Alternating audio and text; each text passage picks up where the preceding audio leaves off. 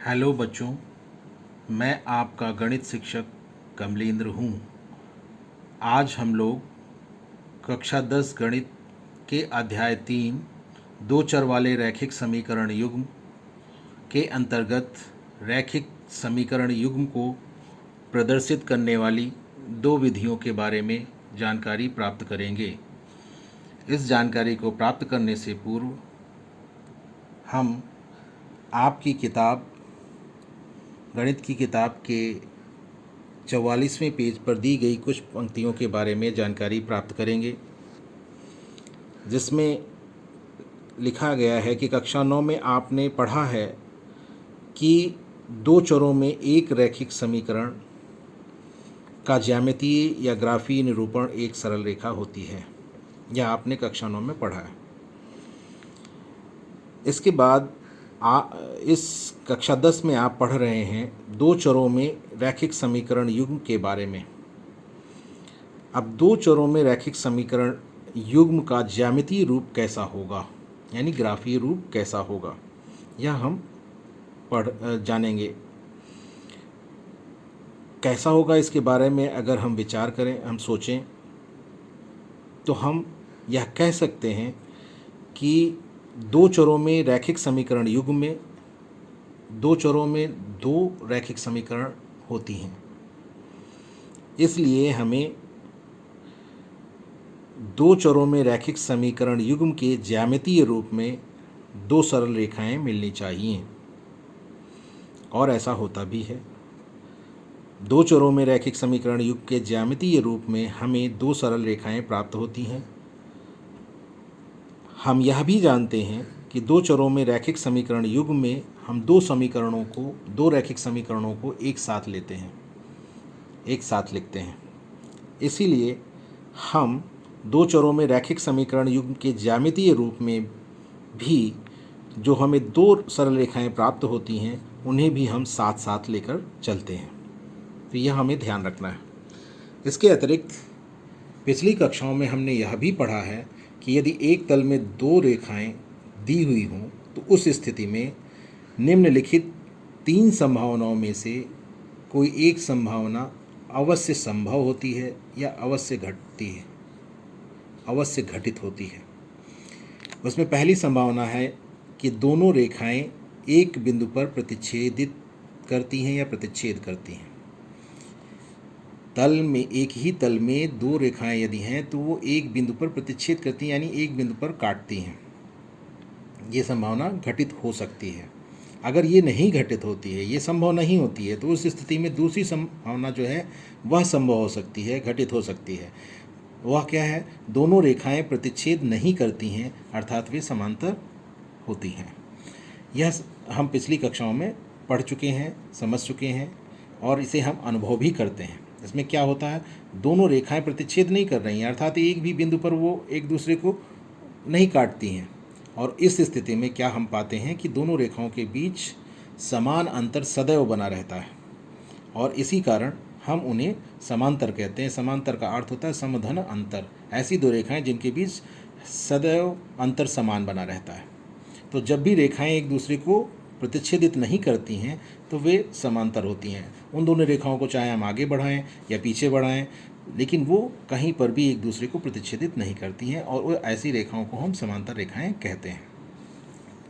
अगर ऊपर वाली दोनों संभावनाएं संभव नहीं होती हैं, तो उस स्थिति में तीसरी संभावना अवश्य संभव होती है। और तीसरी संभावना क्या है? दोनों रेखाएं संपाती होती हैं, अर्थात परस्पर संपाती होती हैं। यानी संपाती होने का यहाँ पर अर्थ क्या है कि एक रेखा दूसरी रेखा पर इस प्रकार आपतित होती है कि वह दूसरी रेखा को पूरी तरह से ढक लेती है।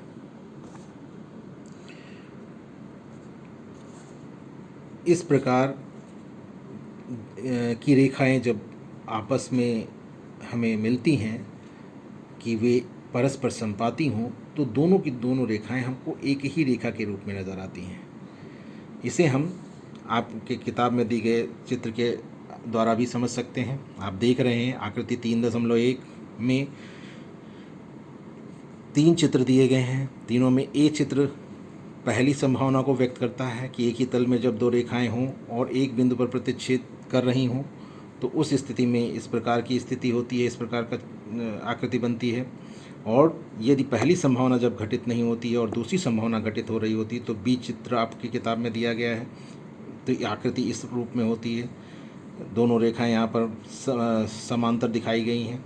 एक ही भी बिंदु पर वो आपस में प्रतिच्छेदित नहीं कर रही होती हैं कहीं पर भी। तो आप देख रहे हैं अंतर यहाँ पर सदैव समान आपको दिखाई पड़ रहा होगा। इसी कारण इन्हें हम समांतर रेखाएं कहते हैं।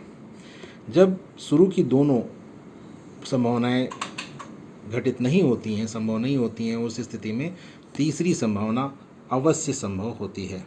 तीसरी संभावना में क्या है, आप देख रहे हैं एक ही रेखा दिख रही है। यहाँ पर वास्तव में दो रेखाएं हैं जो एक दूसरे पर संपाती हो रही हैं, अर्थात इस प्रकार से आपतित हो रही हैं कि एक दूसरे को पूरी तरह से ढक ले रही हैं। अब हम लोग पढ़ रहे हैं रैखिक समीकरण युग्म को प्रदर्शित करने वाली दो विधियों के बारे में जानने के लिए। तो इसे समझने के लिए हम आपकी किताब में पेज 45 पर दिए गए उदाहरण की सहायता लेते हैं। इसके लिए यहाँ पर आप देख रहे हैं अनुच्छेद 3.1 लिखा गया है। तो ये अनुच्छेद 3 उदाहरण का कुछ हिस्सा अनुच्छेद 3.1 में दिया गया है और कुछ हिस्सा यहाँ पर दिया गया है। तो हमें अनुच्छेद 3.1 में क्या दिया गया है उसे भी समझना चाहिए, देखना चाहिए। तो वो पेज 42 पर आपके इस पाठ के पहले पृष्ठ पर है। तो देखें यहाँ पर, तो 3.1 यहाँ पर अनुच्छेद है और इसमें यहाँ पर उदाहरण दिया गया है। उदाहरण में एक प्रिंटिंग मिस्टेक है, छपाई में गलती हुई है, उसको आप ठीक कर लेंगे, संशोधित कर लेंगे। यहाँ पर लिखा गया है जितनी बार उसने हुपला खेल खेला उससे आधी बार उसने चरखी की सवारी की। इसी उदाहरण को आगे चल कर के आपके इस पाठ में हल किया गया है और यह निकाला गया है कि उसने चरखी की सवारी कितनी बार करी, हुपला खेल कितनी बार खेला। तो जब हल किया जाएगा तब आपको यहाँ पर विरोधाभास उत्पन्न होता हुआ दिखाई देगा। इसी कारण यहाँ पर संशोधन की ज़रूरत है। तो आधी की जगह आप 2 गुनी लिख लेंगे, तब आपका यह उदाहरण बिल्कुल सटीक रहेगा, जो आप जैसा कि इस किताब में आपकी समझाया गया है इसके हल को। तो अगर हम अनुच्छेद 3.1 में कही गई थोड़ी बात और इस उदाहरण में शेष बात जो बताई गई है उन दोनों को सम्मिलित कर लें, तो हमें यह उदाहरण इस रूप में दिखाई देगा, जो कि हमने अलग से लिख करके आपको दिखाया है। यहाँ पे देखें लिखा हुआ है अखिला मेले में चरखी की सवारी। चरखी को अंग्रेजी में जायंट व्हील कहते हैं। तो अखिला मेले में चरखी की सवारी करना चाहती थी, हुपला खेल खेलना चाहती थी। जितनी बार उसने हुपला खेल खेला उससे 2 गुनी बार उसने चरखी की सवारी की। यदि प्रत्येक बार की सवारी के लिए उसे 3 रुपये, यानी चरखी की सवारी के लिए उसे 3 रुपये तथा हुपला खेल खेलने के लिए 4 रुपये खर्च करने पड़े, अखिला मेले में 20 रुपये लेकर जाती है और कुल 20 रुपये खर्च करती है। उसने कितनी बार चरखी की सवारी की और कितनी बार हुपला खेल खेला, यह हमें ज्ञात करना है। अब इस उदाहरण में दी गई जो स्थितियां हैं उन्हें हमें 2 विधियों से व्यक्त करना है, और जिसमें पहली विधि है आपकी बीजगणितीय विधि।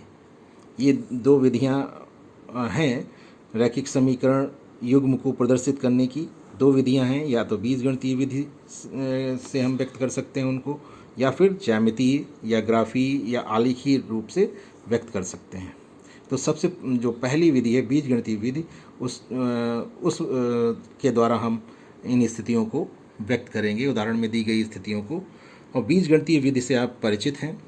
इसमें हम क्या करते हैं, जो हमें ज्ञात करना रहता है उसे हम चर के द्वारा या किसी अंग्रेजी के अक्षर के द्वारा व्यक्त करते हैं। अंग्रेजी का अक्षर हो या अन्य भाषा का भी अक्षर हो सकता है, लेकिन हम लोग ज़्यादातर अंग्रेजी भाषा के अक्षर को ही लेते हैं, इसलिए यहाँ पर हम अंग्रेजी भाषा का ही अक्षर चर के रूप में ले रहे हैं। तो यहाँ पर आप देख रहे हैं हमें ज्ञात करना था, चूँकि उदाहरण में चरखी की सवारी कितनी बार की गई, हुपला खेल कितनी बार खेला गया, तो हम इसे चर के माध्यम से, अक्षर के माध्यम से व्यक्त करेंगे। माना अखिला ने हुपला खेला वाई बार और चरखी की सवारी की एक्स बार। तो पहली शर्त के अनुसार, पहली शर्त क्या कहती है? पहली शर्त ये कहती है जितनी बार उसने हुपला खेल खेला तो वाई बार हुपला खेल खेला, और उससे दोगुनी बार तो उसमें 2 से गुणा कर दो तो 2 वाई हो जाएगा, और उस दोगुनी बार उसने चरखी की सवारी की। अब चरखी की सवारी कितनी बार करी? एक्स बार करी, हमने यहाँ पे लिखा है। तो एक्स बराबर 2 वाई हो गया, तो एक्स बराबर 2 वाई यहाँ पर आ गया। अब एक्स बराबर 2 वाई कैसे आया? उदाहरण से ही तो हमने लिखा है, और यही बीजगणितीय रूप है इसका, दी गई पहली शर्त का। और इसे यहाँ पर हम जो दाईं तरफ 2 वाई है उसे जब बाईं ओर लाएंगे तो यहाँ पर 2 वाई धनात्मक चिन्ह के साथ है दाईं ओर, बाईं ओर जब आएगा तो ऋणात्मक चिन्ह के साथ हो जाएगा। इसलिए यहाँ पर हम इसे लिख सकते हैं x माइनस 2 वाई बराबर 0। और यह क्या है? पहली उदाहरण में दी गई पहली स्थिति का बीजगणितीय रूप है। यहाँ पर हमें 2 चरों में पहला रैखिक समीकरण प्राप्त हुआ है और उसे हमने 1 से दिखाया है, यहाँ 1 लिख करके दिखाया है।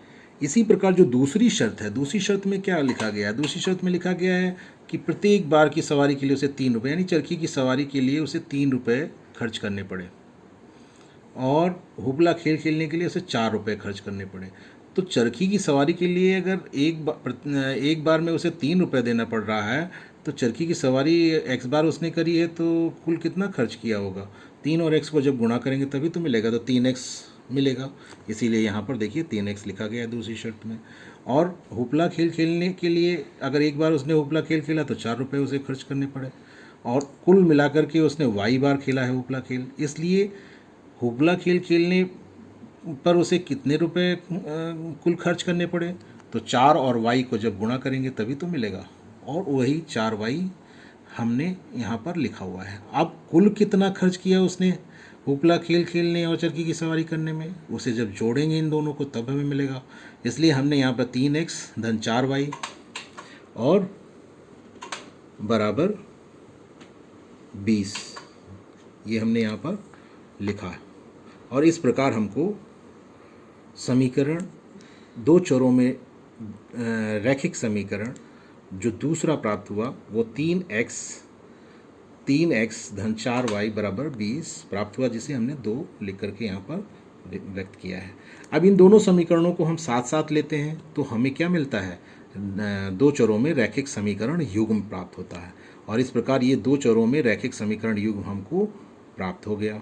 अब इसे हमने बीजगणितीय रूप में तो व्यक्त कर दिया, यही बीजगणितीय रूप है 2 चरों में रैखिक समीकरण युग्म का। जो स्थितियां रैखिक समीकरण युग्म को व्यक्त करने के लिए हम प्रयोग कर रहे हैं, उसमें जो पहली विधि थी बीजगणितीय विधि, उसके द्वारा हमने स्थितियों को, उदाहरण में दी गई स्थितियों को व्यक्त कर दिया।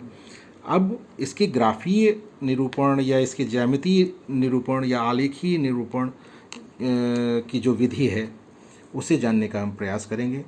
तो हम यह पहले ही पढ़ चुके हैं कि 2 चरों में जो रैखिक समीकरण होता है उसका ज्यामितीय रूप हमें सदैव एक सरल रेखा के रूप में प्राप्त होता है। ये हमने पिछली कक्षाओं में पढ़ा, और यहाँ पर भी हम यह देखेंगे कि जो 2 रैखिक समीकरण हमें 2 चरों में प्राप्त होते हैं यहाँ पर, उनके द्वारा हमें 2 सरल रेखाएं यहाँ पर मिलेंगी। तो यहाँ पर जो ये 2 रैखिक समीकरण हमको प्राप्त हुए हैं, इनके द्वारा इनका जब ज्यामितीय निरूपण हम करेंगे तो हमें कैसे किस तरह का ग्राफीय निरूपण हमें प्राप्त होता है उसे समझेंगे। आपकी किताब में पेज 46 पर आप देखें, पेज 46 पर देखें 2 टेबल्स बनी हुई हैं, 2 सारणियाँ बनी हुई हैं, और ये दोनों सारणियाँ 2 रैखिक समीकरणों से प्राप्त हुई हैं। जो हमें 2 रैखिक समीकरण प्राप्त हुए थे उन्हीं से। पहली रैखिक समीकरण जो थी वो आपके पास थी x माइनस 2 वाई बराबर 0, और इसे अगर हम और इस रूप में लिखें 2 वाई बराबर x के रूप में, तो हम क्या करते हैं 2 वाई को दूसरी तरफ ले जाते हैं और इसी प्रकार हमको 2 वाई बराबर x प्राप्त हो जाता है। फिर y का मान जब ज्ञात करते हैं तो y बराबर x बटा 2 हो जाता है। तो y का मान यहाँ पर हमने चर x के पदों में ज्ञात कर लिया। यही मान आपके इस टेबल में दिए हुए हैं। यहाँ पर देखिए पहले कॉलम में, पहले स्तंभ में x और y लिखा हुआ है और y का मान भी चर x के मान के रूप में लिखा गया है। तो x का मान पहले यहाँ पर 0 लिया गया है, उसके संगत y का मान प्राप्त किया गया है, और फिर x का मान 2 लिया गया है, उसके संगत y का मान 1 प्राप्त किया गया है। ये कैसे प्राप्त होता है इसे आप समझ सकते हैं। यहाँ पर मैंने अलग से समझाने का प्रयास किया है। देखिए x का मान जब 0 लिया गया तो y बराबर, चूँकि x बराबर x/2 आपने पहले ही प्राप्त किया था, तो उसमें x की जगह पर जब आप 0 रखते हैं तो 0/2 हो जाता है। इस प्रकार हमें 0 मान प्राप्त होता है। तो जब x का मान 0 होता है तो y का मान 0 यहाँ पर प्राप्त होता है। इसी प्रकार जब x का मान 2 होता है तो x की जगह जब हम 2 रखते हैं तो हमें 2/2 प्राप्त होता है, और इस स्थिति में जब हम सरल करते हैं तो हमें 1 प्राप्त होता है, y का मान 1 प्राप्त हो जाता है। वही यहाँ पर आपकी इस सारणी में दिया गया है। तो यहाँ पर यह ध्यान देने की ज़रूरत है कि यहाँ पर ये जो x का मान और y का मान जो हमें प्राप्त होता है वो हमें इसके द्वारा हमें बिंदु के निर्देशांक प्राप्त होते हैं।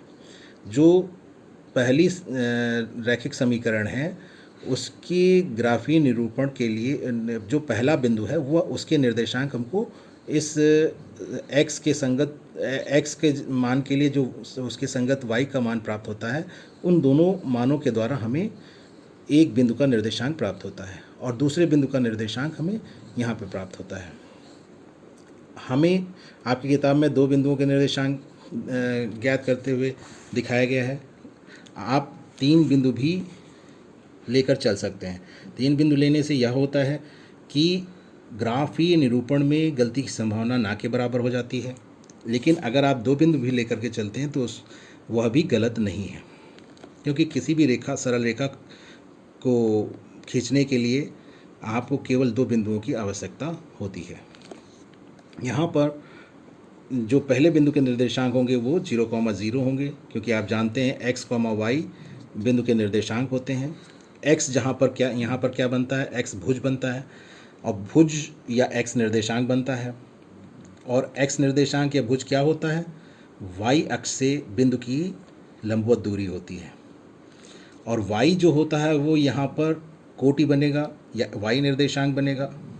और कोटि क्या होती है, बिंदु की x अक्ष से लंबवत दूरी होती है।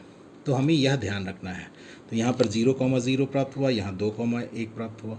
इसी प्रकार दूसरी जो रैखिक समीकरण हमें मिली थी उससे संबंधित टेबल यहाँ पर ये दी गई है। यहाँ पर आप देखें कि दूसरी समीकरण हमारे पास क्या थी, 3x + 4y = 20। और इससे अगर हम और सरल करें, आप देख रहे हैं यहाँ पर 4y का मान निकालने के लिए 3x को दूसरी तरफ ले जाया गया तो 20 - 3x आया, और इस प्रकार y का मान ज्ञात किया गया तो y = 20 - 3x/4 हमें प्राप्त हुआ। इसी के द्वारा ये सारणी प्राप्त हुई है। आप देख रहे हैं यहाँ पर पहले स्तंभ में, पहले कॉलम में x लिखा गया है और नीचे उसके y = 20 - 3x/4 लिखा गया है। यहाँ पर y के मान को चर x के पदों में लिखा गया है। जब x का हम कोई मान लेते हैं, जैसे यहाँ पर x = 0 लिया गया, और इस x के मान को यहाँ पर y के मान में हम जब रखते हैं x की जगह पर, तब उसे जब सरल करते हैं तो हमें यहाँ पर 5 प्राप्त होता है। यह आप करके देख सकते हैं। और यहाँ पर देखिए 3 मान लिए गए हैं x के, और उसके संगत 3 मान y के प्राप्त हुए हैं, यानी 3 बिंदुओं के निर्देशांक हमें यहाँ पर प्राप्त हो रहे हैं। लेकिन यहाँ पर उद्देश्य वह नहीं है जो हमने यहाँ पर आपको पहले समीकरण के लिए जो सारणी थी उसको समझाने के दौरान बताया था। वह उद्देश्य यहाँ पर नहीं है इस तीसरे बिंदु को लेने का। यहाँ पर उद्देश्य उससे कुछ हट कर है।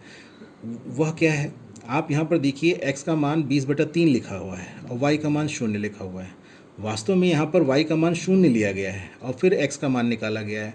इससे जब x का मान निकाला गया y का मान 0 रख करके तो 20/3 मिला, जो कि भिन्नात्मक है, पूर्ण संख्या में नहीं है। तो जब पूर्णांक में नहीं होता है मान x और y का, तो ऐसे मानों को ग्राफ पेपर पर व्यक्त करना थोड़ा कठिन होता है, और इसलिए हम ऐसे मानों को लेकर नहीं चलते हैं। जहाँ तक संभव हो हम ऐसे मानों को लेकर के नहीं चलते हैं। तो यहाँ पर हम इस मान को लेकर के नहीं चलेंगे, हम एक और मान x और y का ले लेते हैं, जिसके द्वारा हमें जो बिंदु के निर्देशांक प्राप्त होते हैं उसे हम ग्राफ पेपर पर दर्शाते हैं। तो यहाँ पर दूसरे रैखिक समीकरण के लिए x बराबर 4 लिया गया और उसके संगत y का मान 2 प्राप्त किया गया है। कैसे प्राप्त करते हैं वो आप अच्छी तरह से जानते हैं। y के मान में चर x की जगह पर x का जो मान लिया गया वो लिख देते हैं और उससे सरल करते हैं, और इस प्रकार हमें जो मान प्राप्त होता है उसे यहाँ पर सारणी में लिखा जाता है। इस प्रकार हम यहाँ पर देख रहे हैं कि दूसरे समीकरण के लिए भी हमें 2 बिंदुओं के निर्देशांक मिल गए, 0,5 और 4,2। अब इसे कैसे ग्राफ पेपर पर दर्शाया जाता है उसे हम समझने का प्रयास करें। तो आप देखिए, ये ग्राफ पेपर दिखाया गया आकृति 3.2 में आपकी किताब में। यहाँ पर क्षैतिज रेखा या पड़ी रेखा की हम बात करें तो x' है, जिसे x अक्ष कहते हैं, और खड़ी रेखा या ऊर्ध्वाधर रेखा y है। तो ये जो दूसरी रेखा है इसको हम y अक्ष कहते हैं, y' को y अक्ष कहते हैं, और जहाँ पर ये दोनों अक्ष एक दूसरे को काट रहे होते हैं वो मूल बिंदु O कहलाता है, और O के निर्देशांक को हम 0,0 लिखते हैं। यह हमें पता रहना चाहिए। अब x अक्ष और y अक्ष पर दूरियों को अंकित कर दिया गया है। आप देख रहे हैं कहाँ 1 है, कहाँ 2 है, कहाँ 3 है, ऐसे करके अंकित कर दिया गया है। y अक्ष पे भी ऐसे ही अंकित कर दिया गया है। x अक्ष और y अक्ष दोनों पर ये अंकित कर दिया गया है कि दूरियों को। अब हमें जो बिंदुओं के निर्देशांक प्राप्त हुए हैं दोनों समीकरणों से, उन्हें हम यहाँ पर निरूपित करेंगे, आलेखित करेंगे। कैसे करते हैं? पहले समीकरण के लिए जो पहला बिंदु के निर्देशांक है वो 0,0 है। इसे दर्शाने में कोई परेशानी नहीं होती है, क्योंकि हमें पता है मूल बिंदु के O के निर्देशांक 0,0 होते हैं। तो पहला बिंदु जो मूल बिंदु हुआ उसे इन्होंने ए से दिखाया है, 0,0। और जो दूसरा बिंदु है इसे हम आसानी से दिखा सकते हैं, या तो हमें पता ही है मूल बिंदु के निर्देशांक 0,0 और पहला बिंदु के निर्देशांक भी 0,0 थे। तो ओ बिंदु को एक अलग नाम भी दे दिया गया, A 0,0। तो इस प्रकार से 0,0 को हमने निरूपित कर दिया ग्राफ पेपर पर। दूसरा बिंदु जो पहले समीकरण के लिए था 2,1। तो 2 क्या है? भुज है, जो कि y अक्ष से दूरी है, लंबवत दूरी है। तो हम क्या करते हैं, मूल बिंदु से 2 इकाई दाईं ओर चलेंगे, क्योंकि यहाँ पर भुज धनात्मक है। भुज धनात्मक है तो धनात्मक दूरी तय की जाती है मूल बिंदु से दाईं ओर x अक्ष पर। तो यहाँ पर हम दाईं ओर चलेंगे 2 इकाई, और 2 इकाई चलने के बाद रुक जाएंगे। फिर आप देख रहे हैं कोटि जो है वो 1 है, कोटि 1 है, यानी x अक्ष से लंबवत दूरी उसकी 1 के बराबर है, 1 इकाई के बराबर। तो 2 अब 1 जो है वो भी धनात्मक चिन्ह के साथ है, इसलिए हम y अक्ष पर चलते हैं या y अक्ष के समांतर चलते हैं। तो यहाँ पर हम y अक्ष के समांतर ऊपर चलेंगे। तो समांतर जब ऊपर चलेंगे, धनात्मक चिन्ह है 1 का, इसलिए हम ऊपर की ओर चलते हैं। y अक्ष की धनात्मक दिशा ऊपर की ओर होती है, मूल बिंदु से ऊपर की ओर। तो यहाँ पर 1 इकाई हम ऊपर जब चलेंगे तो 2 के ठीक ऊपर 1 इकाई जब दूरी तय करेंगे तो इस बिंदु पर पहुँचेंगे, जिसे इन्होंने B बिंदु नाम दिया है। और इस प्रकार B बिंदु के जो निर्देशांक होंगे वो 2,1 होंगे। हम 2 से ऊपर जाते हैं तो B तक पहुंचते हैं, जिस बिंदु तक पहुंचते हैं उसे B नाम दिया गया है, और इस प्रकार B बिंदु के निर्देशांक 2,1 हो जाते हैं। अब हमें दोनों पहली समीकरण से जो प्राप्त 2 बिंदु के निर्देशांक थे उन्हें हमने यहाँ पर निरूपित कर दिया। अब इन दोनों बिंदुओं को मिलाती हुई एक सरल रेखा खींच लेते हैं, तो हमें AB सरल रेखा प्राप्त होती है इस तरह से। और AB सरल रेखा किस रैखिक समीकरण का जो है ग्राफीय रूप है? x - 2y = 0 का। इसलिए उसको हम यहाँ पर लिख देते हैं कि ये किस रैखिक समीकरण का ग्राफीय निरूपण है। तो उसे हमने यहाँ पर लिख दिया। इस प्रकार पहली रैखिक समीकरण का ग्राफीय निरूपण एक सरल रेखा के रूप में हमें प्राप्त हो गया, जो कि AB सरल रेखा है। ठीक इसी प्रकार दूसरी जो समीकरण थी उससे संबंधित जो हमें 2 बिंदु प्राप्त हुए थे, उन 2 बिंदुओं के निर्देशांक प्राप्त हुए थे, उनको भी हम दर्शाएंगे ग्राफ पेपर पर या निरूपित करेंगे। तो 0,5 और 4,2। तो 0,5 को अगर हम लें तो मूल बिंदु पर आप जीरो, यहाँ पर भुज जो है जीरो है, इसलिए हमें चलना ही नहीं है। मूल बिंदु से हम शुरू करते हैं, तो मूल बिंदु से हमें कोई भी दूरी तय नहीं करनी है, मूल बिंदु पर ही रहना है, क्योंकि भुज जीरो है। यानी वाई अक्ष से जो दूरी है बिंदु की वो शून्य है, यानी मूल बिंदु पर ही वह बिंदु रह जाएगा। तो हम जीरो भुज की स्थिति में हम मूल बिंदु पर ही रहेंगे। और इसके बाद 5 कोटि है, 5 कोटि है, आप देख रहे हैं यहाँ पर 5 कोटि है। तो 5 कोटि है जो कि धनात्मक चिन्ह के साथ है। तो हम वाई अक्ष पर जब चलेंगे यहाँ पर, तो धनात्मक दिशा में चलेंगे, मूल बिंदु से वाई अक्ष पर धनात्मक दिशा में चलेंगे। तो 5 इकाई जब तक चलेंगे ऊपर की ओर तो यहाँ पर पहुँचेंगे। इस बिंदु को उन्होंने P से दिखाया है, और P बिंदु इस प्रकार P बिंदु के निर्देशांक क्या बन जाएंगे, 0,5। यानी भुज यहाँ 0 है, यानी इस बिंदु की वाई अक्ष से जो दूरी है वो 0 है, और कोटि 5 है। तो कोटि 5 होने का मतलब एक्स अक्ष से उसकी लंबवत दूरी 5 इकाई है। ये है P बिंदु। इस प्रकार हमें P बिंदु को निरूपित कर दिया या व्यक्त कर दिया। अब दूसरा बिंदु जो है 4,2, 4 यहाँ पर धन चिन्ह के साथ भुज है, इसलिए हम मूल बिंदु से दाईं ओर, मूल बिंदु के दाईं ओर यानी धनात्मक दिशा में, एक्स अक्ष पर धनात्मक दिशा में 4 इकाई चलेंगे। तो 4 इकाई चलेंगे तो यहाँ पहुँचेंगे। इसके बाद कोटि यहाँ पर आप देख रहे हैं 2 है, कोटि 2 होने के कारण हम ऊपर की तरफ, यानी वहाँ ये भी धनात्मक चिन्ह के साथ है, इसलिए वाई अक्ष के समांतर हम 2 इकाई दूरी तय करेंगे और इस प्रकार यहाँ इस बिंदु तक पहुँचेंगे। और इस बिंदु पर जब पहुँचेंगे तो इस बिंदु को हम नाम दे देते हैं Q, यहाँ पर इसीलिए Q लिखा गया है। और इसके निर्देशांक क्या हो जाएंगे, 4,2। तो इस प्रकार दूसरी रैखिक समीकरण से संबंधित जो 2 बिंदु हमें प्राप्त हुए थे उनको हमने ग्राफ पेपर पर निरूपित कर दिया, और इन दोनों बिंदुओं यानी P और Q को मिलाती हुई एक सरल रेखा हम खींचते हैं। और इस प्रकार जो हमें सरल एक रेखा खींचते हैं, जो हमें इस प्रकार जो रेखा हमें प्राप्त होती है, इस रेखा को हम PQ सरल रेखा कहते हैं। और यह रेखा हमें दूसरी रैखिक समीकरण के ग्राफीय निरूपण के रूप में प्राप्त हुई है, इसलिए उसको दर्शाने के लिए हम यहाँ पर 3x - 4y = 20 भी लिख देते हैं, यानी उस दूसरी रैखिक समीकरण को यहाँ पर हम लिख देते हैं। तो इस प्रकार जो उदाहरण में हमें 2 स्थितियाँ दी गई थीं, उनके बीजगणितीय रूप को या उनको बीजगणितीय विधि के द्वारा व्यक्त करना भी हमने सीख लिया, और साथ ही साथ उन दोनों स्थितियों को ग्राफीय रूप से, ज्यामितीय रूप से या आलेखीय रूप से भी व्यक्त करना हमने सीख लिया।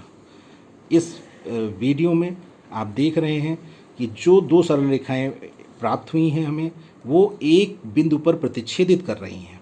यानी जो एक तल में दी गई 2 रेखाओं के लिए संभव स्थितियां थी, 3 संभव स्थितियां थी, उसमें से जो पहली स्थिति थी वो स्थिति इस उदाहरण में जो 2 स्थितियां हैं उनकी ग्राफीय रूप में हमें देखने को मिल रही है। पहली स्थिति हमें देखने को मिल रही है, और यहाँ पर क्या देखने को मिल रहा है, ये जो कार्तीय तल होता है जिसमें एक्स अक्ष और वाई अक्ष होता है, ये कार्तीय तल कहलाता है। इस कार्तीय तल में 2 रेखाएं हमें दिख रही हैं और एक दूसरे को एक ही बिंदु पर प्रतिच्छेदित करती हुई दिख रही हैं। तो जो एक ही तल में 2 रेखाओं की स्थितियाँ होती हैं, उसकी जो पहली स्थिति है उसको हमने यहाँ पर देखा है, समझा है, जाना है, और वह बिंदु जिस पर वो प्रतिच्छेदित कर रही हैं दोनों रेखाएं वो Q है, और उसके निर्देशांक 4,2 हैं। और इस वीडियो में बस इतना ही, शेष अगले वीडियो में। धन्यवाद।